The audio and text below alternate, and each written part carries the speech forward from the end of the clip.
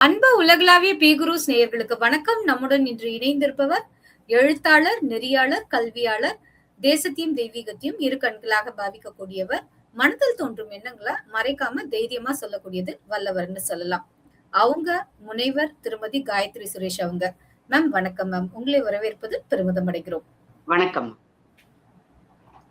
Ma'am. தமிழகத்திலும் காக்ரோச்களினுடைய தொல்லை, தொடர்ந்து போராட்டம் நீட்டுக்கு எதிராக.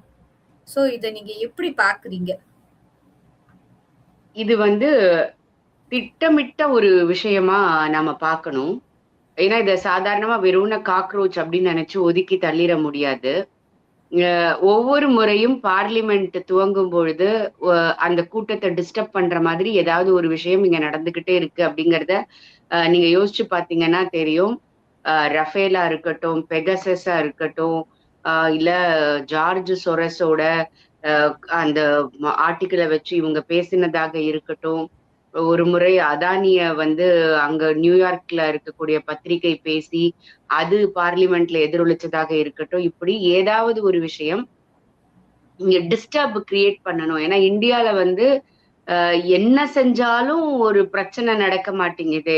அது ஆர்டிகிள் 370 அப்ரோகேஷனா இருந்தாலும் சரி, அயோத்தி ராமர் கோயில்ல ஜட்ஜ்மெண்ட் வந்தாலும் சரி, இல்ல வெஸ்ட் பெங்கால்ல மிகப்பெரிய அளவுக்கு தோத்த பிறகு எல்லாரும் பெரிய அளவுக்கு வன்முறை வெடிக்கும்னு நினைக்கும் போது பங்களாதேஷ் அவங்களாகவே காலி பண்ணி போனதாக இருக்கட்டும், இப்படி என்னடா நம்ம அங்க ஒரு பங்களாதேஷ் மாதிரி, ஸ்ரீலங்கா மாதிரிலாம் ஒரு பிரச்சனை வரும்னு பார்த்தா இதை அவ்வளோ அழகா அவங்க ஹேண்டில் பண்ணி ரொம்ப சாதாரணமா சட்டிலா போயிட்டு இருக்கே அப்படிங்கிறதுல ஒரு மிகப்பெரிய ஒரு இதை ஏற்படுத்துறதுக்கு இந்தியால ஒரு ஸ்மூத்னஸ் இல்லாம இருக்கிறதுக்குள்ள சூழலை ஏற்படுத்துறதுக்கு எல்லாமே பண்ணிட்டு இருக்காங்க. உங்களுக்கு நல்லா தெரிஞ்சிருக்கும், சிஏஏ வரும்போது இதே போலதான் டெல்லியின் ஷாஹின்பா அப்படின்னு சொல்லிட்டு சென்னையில பாரிஸ் கார்னர்ல ஒரு இடத்த நோட் பண்ணாங்க.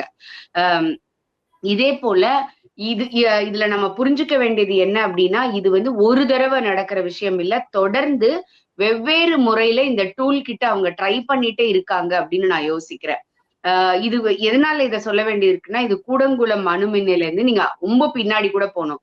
Not only I am saying இந்த கவர்மெண்ட்னு இல்லை, இதை நம்ம சொல்லல, இங்க இருக்கக்கூடிய என்ஜிஓக்களுக்கு இந்த மாதிரி செயல்கள்ல ஈடுபடுறாங்கன்னு சொல்லி நாராயணசாமி அவர்கள் பாண்டிச்சேரியில உங்களுக்கு தெரியும், அவர் முதலமைச்சரா இருந்தாரு. அவர் எம்பியா இருக்கும் போதுதான் கூடங்குளம் அணுமின் நிலையம் உருவாச்சு. அப்போ ஒவ்வொரு தடவையும் சொல்லுவாரு, இப்ப திறந்துருவோம் அப்படின்னு தமிழகத்துக்கு வரும்போது டேட்டு சொல்லுவாரு. ஆனா அது மாறிக்கிட்டே இருக்கும்.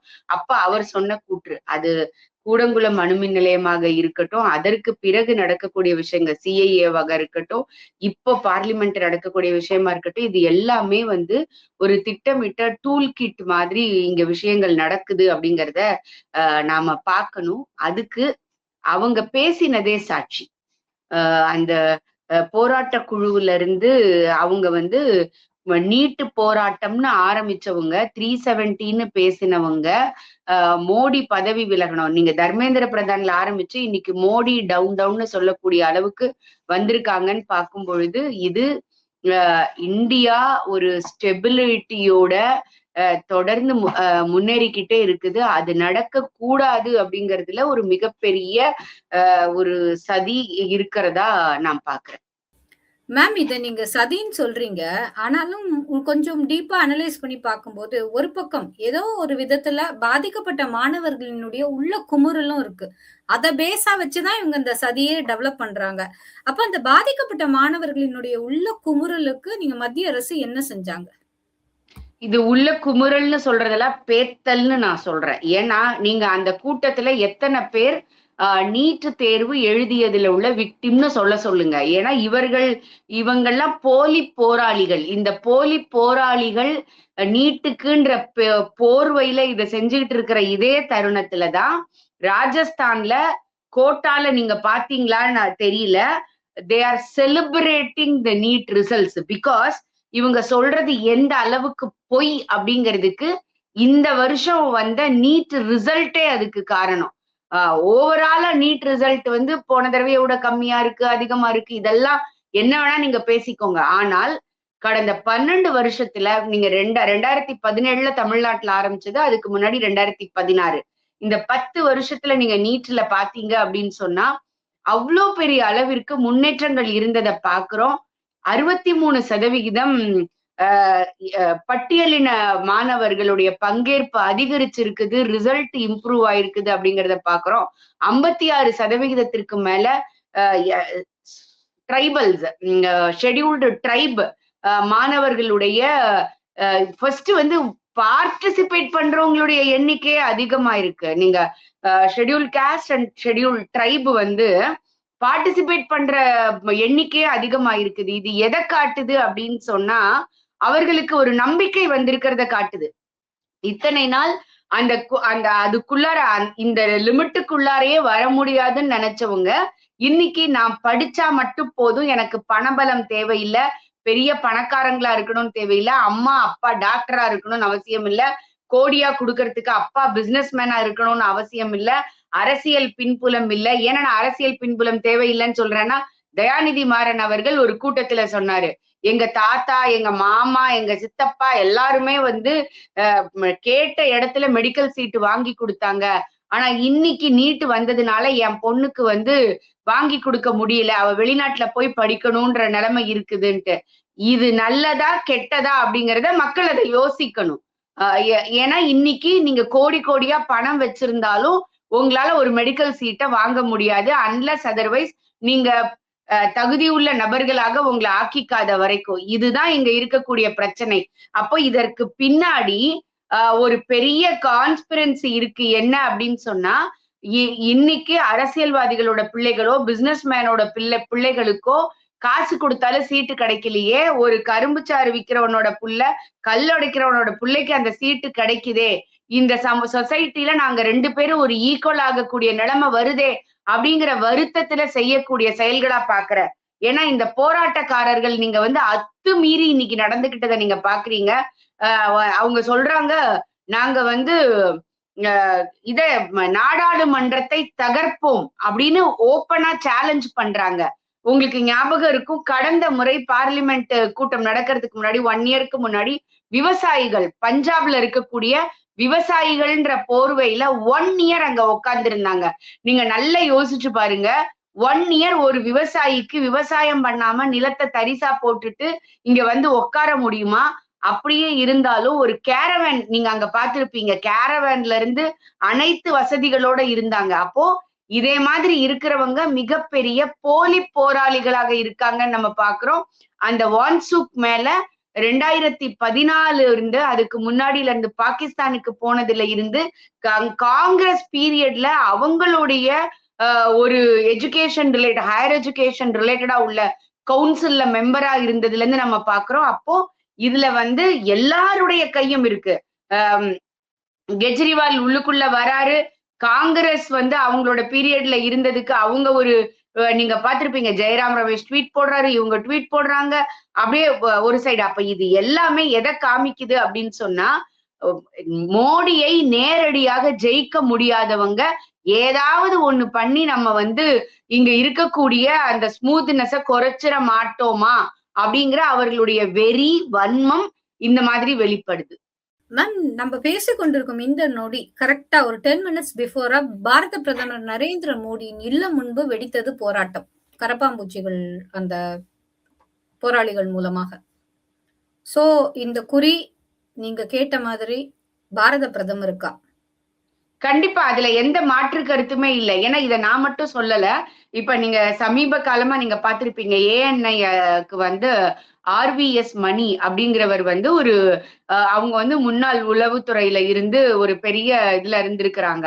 அவங்க வந்து ஹிந்து டெரர் அப்படின்னு ஒரு புத்தகம் வெளியிட்டு இருக்கிறாங்க. அதை பற்றிய ஒரு பாட்காஸ்ட்ல பேசும்போது பேசுறாரு, இதற்கு முன்னாடியே காங்கிரஸ் பீரியட்ல வந்து மோடி அவர்களுக்கும் அமித்ஷா அவர்களுக்கும் ஸ்கெட்ச் பண்ணப்பட்டது அப்படின்னு காயத்ரி சொல்லல. நீங்க ஆர்விஎஸ் மணி அவர்களுடைய பேட்டியை எடுத்து பாத்தீங்கன்னா தெரியும்.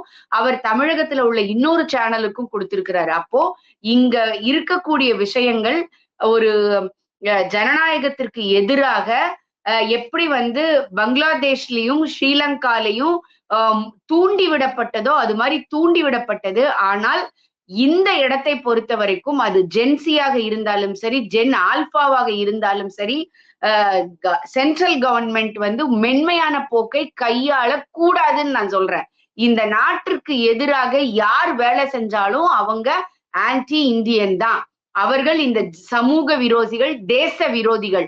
தேச விரோதிக்கு நீங்க என்ன ட்ரீட்மெண்ட் கொடுப்பீங்களோ அதை தான் கொடுக்கணும். இந்த இடத்துல நீங்க மாணவர்கள் அப்படின்னோ இல்ல ஜென் ஆல்பானோ இல்ல யாரோ ஒருத்தர் தூண்டிவிட இவங்க செய்யறாங்கன்னோ நீங்க மென்மையான போக்கை கடைபிடிச்சீங்க அப்படின்னு சொன்னா அந்த மாதிரி, ஏன்னா நீங்க இதுக்கு வந்து தமிழகத்துக்கும் இதுல தொடர்பு இருக்குன்னு நான் சொல்றேன். உங்களுக்கு ஒரு தடவை ஞாபகம் இருக்கும்னு நினைக்கிறேன், ஆதவ் அர்ஜுனா அவர்கள் தமிழகத்திலும் இந்த நிலை வரும் அப்படின்னு ஒரு இதுல பேசும்போது, ஒரு மேடையில பேசும்போது சொல்றாரு, இன்னைக்கு இருக்கக்கூடிய இளைஞர்கள் இதற்கு எதிராக போராடுவார்கள், தமிழகம் வந்து பங்களாதேஷ் மாதிரி ஆகும் அப்படின்னு அவர் பேசுறாரு. சோ இதற்கெல்லாம் ஒரு பெரிய நீங்க அந்த டாட்டை கனெக்ட் பண்ணீங்கன்னா உங்களுக்கு தெரியும் எவ்வளவு பெரிய டேஞ்சர் ஜோன்ல இன்னைக்கு இந்தியாவை வந்து வச்சிருக்கிறாங்க.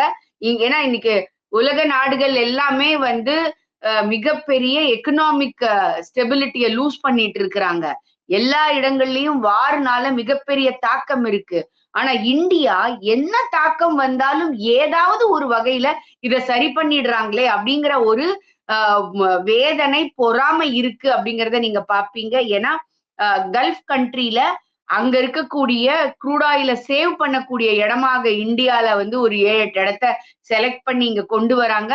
அப்போ இங்க இருந்து க்ரூட் ஆயில் வந்து நம்ம அவங்க ப்ராசஸ் பண்ணி பெட்ரோலை இங்க இருந்து விற்கக்கூடிய நிலைமை வருது. என்னடா இவனை பெட்ரோலுக்கு கஷ்டப்பட வைக்கலாம்னு நினைச்சோம், ஆனா இவங்க வந்து இங்கேயே சேமிக்கிற இடமாக வைக்கிறாங்களேன்னு சொல்லிட்டு ஒரு மிகப்பெரிய ஒரு வலைய வந்து இந்தியாவிற்கு எதிராக சர்வதேசமோ இல்ல இங்க உள்நாட்டுல இருக்கக்கூடியவங்களும் சேர்ந்து அதுல இன்வால்வ் ஆயிருக்காங்க அப்படின்னு பார்க்கும் பொழுது ரொம்ப பயங்கரமா இருக்கு அப்படிங்கிறத நம்ம மறந்துடக்கூடாது. மேம், இது ஒண்ணும் புதுசு கிடையாது. இப்போ வந்து நீட் சொல்றாங்க. இதுக்கு முன்னாடி இந்த எஜுகேஷன் சிஸ்டத்திலேயே தேசிய கல்விக் கொள்கைக்கு எதிராக ஒரு சின்ன இஷ்யூஸ் இருந்தது. அதே மாதிரி அதற்கு முன்பு பாத்தீங்கன்னா யூஜிசில இஷ்யூஸ் இருந்தது. சோ ஏதோ ஒரு வகையில கல்வி அமைச்சர் மத்திய அரசு பொறுப்பேற்கணும் தானே. ஆக்சுவலா பிரச்சனை யாரு பண்றாங்களோ பிரச்சனைய சரி பண்ணணுமா இல்ல நீங்க தலைமைய வந்து மாத்தணுமா அப்படிங்கறத நீங்க யோசிக்கணும். ரெண்டாவது பிரச்சனை அவர்னால வரல. நீங்க நீட்டை எடுத்துக்கிட்டா அது கொண்டு வந்தது காங்கிரஸ், அது கட்டாயம் இருக்கணும்னு சொன்னது சுப்ரீம் கோர்ட். இங்க இந்த இடத்துல பிஜேபியோ மோடி கவர்மெண்டோ இல்ல தர்மேந்திர பிரதானோ எங்க இருந்து வராருன்னு நீங்க பதில் சொல்லுங்க. நேஷனல் எஜுகேஷன் பாலிசி பார்லிமெண்ட்ல சப்மிட் பண்ணப்பட்டு அக்செப்ட் பண்ணப்பட்டு இங்க வந்து தமிழகத்தை தவிர எல்லா மாநிலங்களும் அக்செப்ட் பண்ணிருக்கு அப்படிங்கிறத நாம பாக்குறோம். டெல்லி அக்செப்ட் பண்ணல, ஆனா அதுக்கு ஈக்குவலான ஒரு சிஸ்டத்தை அவங்க கொண்டு வந்துட்டாங்க. அப்போ இங்க உங்களுக்கு வந்து ஒரு பிரச்சனைய கிரியேட் பண்ணணும், அதுக்கு நீங்க ஒரு நபரை தேடுறீங்க, ஒரு விஷயத்தை தேடுறீங்க. அப்படி பார்த்தா கடந்த காலங்கள்ல எத்தனை முறை தமிழகத்திலேயே இதே தமிழகத்துல டிஎன்பிஎஸ்சி தேர்வுகளா இருக்கட்டும், மற்ற போட்டி தேர்வுகளாக இருக்கட்டும், எவ்வளவு முறை கொஸ்டின் பேப்பர் லீக் ஆனது மட்டும் இல்லாமல் ஆன் ரோடு அந்த பேப்பர்ஸ் டிராவல் ஆகும்போது அதை கரெக்ட் பண்ணாங்கன்ற ஊழல் வரைக்கும் வந்தது. இது வரைக்கும் எத்தனை முதலமைச்சர் எத்தனை கல்வித்துறை அமைச்சர் வந்து ரிசைன் பண்ணாங்கன்னு நீங்க சொல்லுங்க.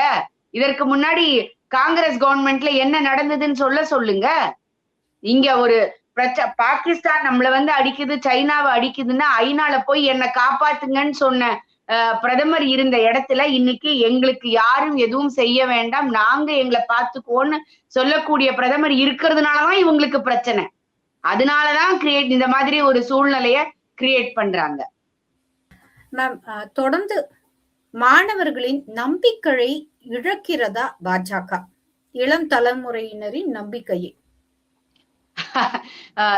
இது எவ்வளவு ஒரு அபத்தமான வாதம் அப்படிங்கிறதுக்கு வந்து இந்த ராக்கெட் நம்மளுடைய முதல்ல இந்தியால பிரைவேட் ராக்கெட் வந்து நம்ம இஸ்ரோல இருந்து விட்டுருக்கிறத நீங்க பார்த்திருப்பீங்க. உங்களுக்கு ஞாபகம் இருக்கும், இதே தமிழகத்துல இது பெரியார் மண் அப்படின்னு சொல்லக்கூடிய ஈவேரா அவர்கள் வந்து சொல்றாரு, எங்களால குண்டூசி கூட தயாரிக்க முடியாது, நீங்க வந்து இந்தியாவையே விட்டு வெளியில போனா கூட தமிழகத்தை வந்து குயின் எலிசபெத் அங்கிருந்து ஆட்சி செய்யணும்னு கேட்டிருந்தாங்க. ஆனா இன்னைக்கு அதோட ஆவரேஜ் ஏஜ் மோடி அவர்கள் ஒரு இடத்துல கூட்டத்திலேயே பேசி இருக்கிறாங்க. இந்த விக்ரம் 1ஓட அந்த பிரைவேட் ராக்கெட்டோட அதுல ஈடுபட்டிருந்தவங்களோட ஆவரேஜ் ஏஜ் 28. இவர்கள் ஜென்சிக்களா, ஜென் ஆல்பாக்களா, இல்ல ரோட்ல நின்னு யாரோ ஒருத்தர் கொடுக்குற காசை வச்சு கூவுறவங்க ஜென்சிக்களா அப்படிங்கிறத பாக்குறவங்க தான் முடிவு பண்ணணும். அப்படி நம்பிக்கையை இழந்தவர்களாக இருந்திருந்தால் எப்படி இவ்வளவு பெரிய வாய்ப்புகள் அவங்களுக்கு கிடைச்சிருக்கும்? ஸ்டார்ட் அப் இந்தியால இருந்து, ஸ்டாண்ட் அப் இந்தியால இருந்து, ஸ்கில் இந்தியால இருந்து இளைஞர்களுக்காக நீங்க வந்து படிச்சு முடிக்கும் போது அவர் வந்து you should not be a job seeker, you have to be a job provider அப்படின்னு சொல்லிட்டு அவ்வளோ பெரிய ஒரு ஸ்டார்ட் அப் இந்தியாவுக்குள்ள டெக்னிக்கல் சைட்ல அவ்வளோ ஃபண்ட் பண்றதுக்கு ஒரு குரூப் தயாராக இருக்குது. அட்டல் இன்குபேஷன் சென்டர்னு சொல்லிட்டு நீங்க நினைக்கிற ப்ராஜெக்ட புரோட்டோடைப்பா மாத்தி அதை மார்க்கெட்டுக்கு கொண்டு வரதுக்கு ஒரு சைடு ஒர்க் பண்ணிட்டு இருக்கிறாங்க. இது வரைக்கும் ஐஐடிக்கள்ல படிச்சவங்க பெரிய அளவிற்கு வெளிநாட்டுக்கு போயிட்டு இருந்தாங்க. நீங்க இன்னைக்கு சென்னை ஐஐடி வந்து பாருங்க, வேற எங்கேயுமே வேண்டாம், சென்னை ஐஐடி வந்து பாருங்க, 100+ ஸ்டார்ட் அப்ஸ் இன் டிஃபரெண்ட் டெக்னிக்கல் டொமைன் ஒர்க் பண்ணிட்டு இருக்கிறத நீங்க பாப்பீங்க. சோ அவ்வளவு பெரிய வளர்ச்சியை இளைஞர்களுக்கு கொடுத்திருக்கிறாங்க. அதே போல 1.5 லட்சத்துக்கும் மேலாக வந்து இன்டர்ன்ஷிப் ஜாபோட சேர்ந்து சேலரியோட சேர்ந்து உள்ள இன்டர்ன்ஷிப்பை ப்ரொவைட் பண்றதுக்கு ஃபார்ச்சூன் 500 கம்பெனிஸ்னு ஒண்ணு கிரியேட் பண்ணிருக்கிறாங்க. இவ்வளவு தூரம் யங்ஸ்டர்ஸுக்காக ஒரு வேலைகள் ஒரு கவர்மெண்ட் செஞ்சுக்கிட்டு இருக்குது. அதை நம்ம வந்து பார்க்கவே மாட்டோம், கண்ணை மூடிப்போம். ஆனால் எந்த கவர்மெண்ட் இந்த இளைஞர்களுக்கு ஃபட்டாஃபட்னு நீ வேலைக்கு போலன்னா உன்னுடைய அக்கௌண்ட்டுக்கு காசு வரும்னு சொன்னோம், அவங்கதான் உண்மையானவங்கன்னு நம்பினாங்கன்னா நம்ம வந்து பாதிக்கப்படக்கூடியது அதே ஜென்சிக்களோ ஜென் ஆல்பாக்களோ மட்டுமல்ல, அவங்களுடைய குடும்பமும் தான் அப்படிங்கறத நாம மறந்துடக்கூடாது. தொடர்ந்த சிக்கல்ல பாஜக இருக்கா? அது ராமர் கோயில்ல அந்த நிதி முறையா கையாளப்படல அப்படிங்கிற விவகாரமாக இருக்கட்டும், இல்லைன்னா E20 எத்தனால் 20 அப்படிங்கிற அந்த பெட்ரோல் மாற்றான பொருளான விவாதமாக இருக்கட்டும், இல்லைன்னா இந்த காக்ரோச்கள் விவகாரமாக இருக்கட்டும். சோ இந்த மழைக்கால கூட்டத்தொடர் ஒரு பக்கம் இந்த மசோதாக்கெல்லாம் நிறைவேற்றணுங்கிற ரீதியில பாஜக, நீங்க எதுவுமே பேசக்கூடாது, போராட்டத்தை பத்தி மட்டும்தான் பேசுவோங்கிற ரீதியில ஆப்போசிட் சைடு. இதை எப்படி மேடம் பாக்குறீங்க? 3-4 பாயிண்ட்ஸ் கேட்டிருக்கீங்க. ஃபர்ஸ்ட் வந்து அயோத்தி கோயில்.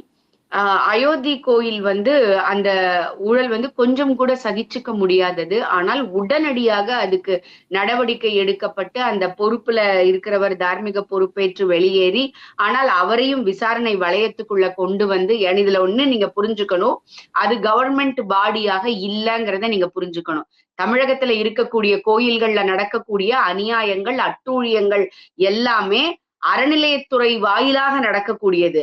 ஆனால் இங்க நீங்க நல்லா புரிஞ்சுக்கணும், க்ஷேத்ரா ட்ரஸ்ட்ன்னு சொல்லிட்டு அந்த ராம்லல்லாவுக்கு உள்ளதுக்கு தனிப்பட்ட முறையில ட்ரஸ்ட் அமைக்கப்பட்டு ஒரு பிரைவேட் பாடி அதை மெயின்டைன் பண்ணிக்கிட்டு இருந்தாங்க. திருப்பதியில லட்டுல ஊழல் பண்ணாங்கன்னு நீங்க மறந்திருக்க மாட்டீங்க.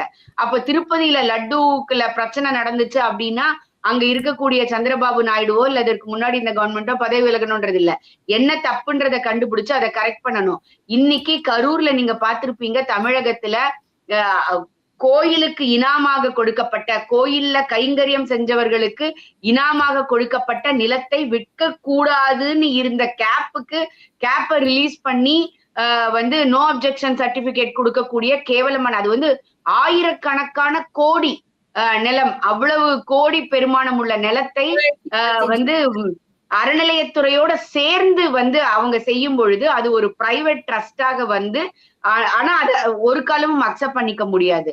சோ அப்ப அதற்குள்ள நடவடிக்கை உடனடியாக ஏற்கப்பட்டிருக்குது. எதிர்கட்சியை பொறுத்த வரைக்கும் இன்னைக்கான பலவீனமாக இருக்காங்கன்னு தான் நீங்க சொல்லணும். ஏன்னா டிஎம்கே காங்கிரஸ் கூட இல்ல, காங்கிரஸ்ல வந்து கொஞ்சம் பலமா இருந்து நிறைய எண்ணிக்கையுள்ள எம்பிக்களை வச்சிருந்த ஒரே கட்சி டிஎம்கே தான்.